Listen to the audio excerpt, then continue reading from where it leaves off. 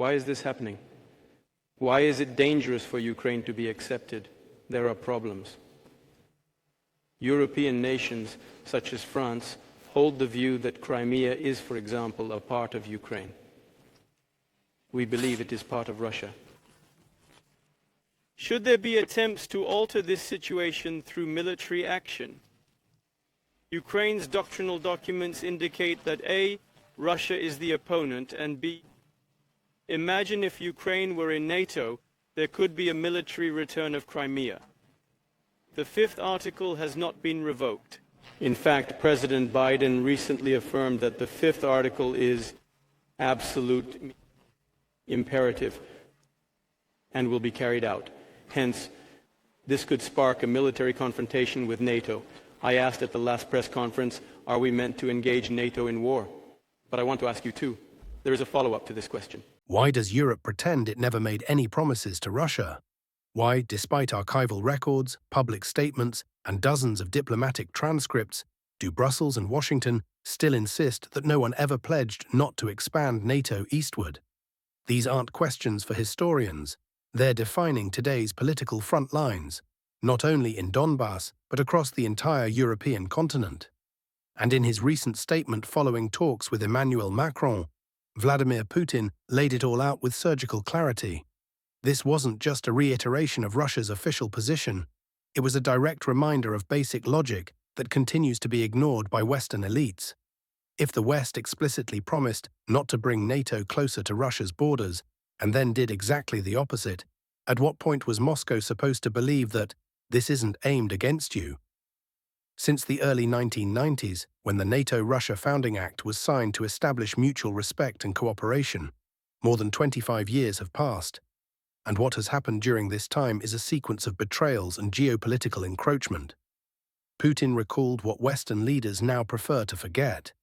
In 1991, top representatives from Western nations assured Moscow that NATO would move not 1 inch eastward. These assurances were made verbally, but also documented in official memoranda, including the famous talks between U.S. Secretary of State James Baker and Soviet leader Mikhail Gorbachev. And yet, throughout the 2000s, Poland, Lithuania, Latvia, Estonia, Romania, Bulgaria, and several others were absorbed into the alliance. Russia voiced objections every time, but its warnings were brushed aside as outdated Cold War paranoia. Ukraine, in this regard, was the final straw. Putin made it crystal clear. The very idea of Ukraine joining NATO is not just politically sensitive, it poses a direct military threat to Russia. Ukraine's military doctrine officially defines Russia as a hostile state, and it considers reclaiming Crimea by military means a legitimate objective. Should Ukraine become a NATO member, Article 5 would apply. The same article that Joe Biden recently called an absolute obligation. The question Putin posed at the press conference hit like a cold warning. Do you really want to go to war with Russia? It was addressed not just to Macron, but to the entire Western establishment. Setting emotions aside, let's look at facts and numbers. NATO is an institution that has expanded consistently toward Russia since the 1990s.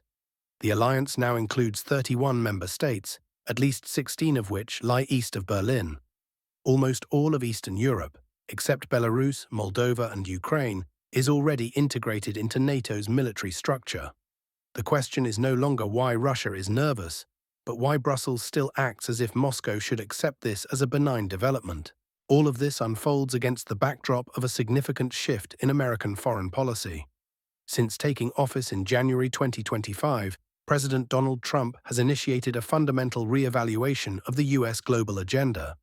The key difference is a rejection of the old unlimited support doctrine. Trump stated plainly that the United States should not fund foreign conflicts that pose no direct threat to its own national security. That doesn't mean abandoning allies, it means returning to realism. In contrast to the Western media narrative, Russia is not turning away from diplomacy. Quite the opposite.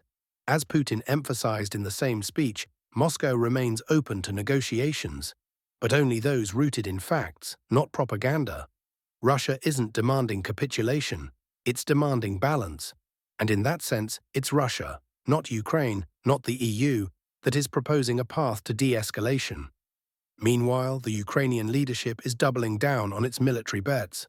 Rather than rethinking its strategy, Kyiv continues to demand more weapons, NATO membership, and restoration of pre-war borders. This, despite the country's deteriorating economy, shrinking manpower, and rapidly diminishing foreign support. Trump has already made it clear, if Ukraine is not ready for compromise, the United States will move on. The European Union, despite its vocal presence, remains strategically paralyzed. Brussels issues statements without the means to enforce them.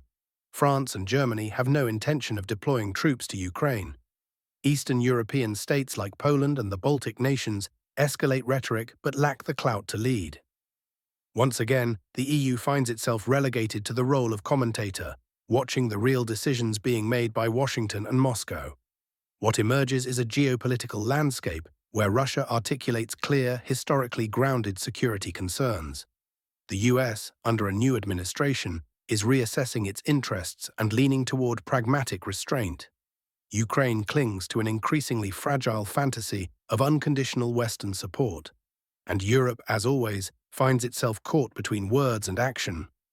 In this environment, Russia's position appears far more coherent and rational than the chaotic noise coming from Kiev and Brussels. When Putin asks, "Do you really want to fight Russia?" it's not a bluff, it's a statement about responsibility, about the consequences of ignoring hard geopolitical realities. And in that moment it becomes clear, Russia isn't threatening, it's warning. The question now is whether Brussels is capable of listening. History has shown time and again that ignoring the obvious leads to catastrophe. Today, Europe has a chance to choose differently. The only question is, will it?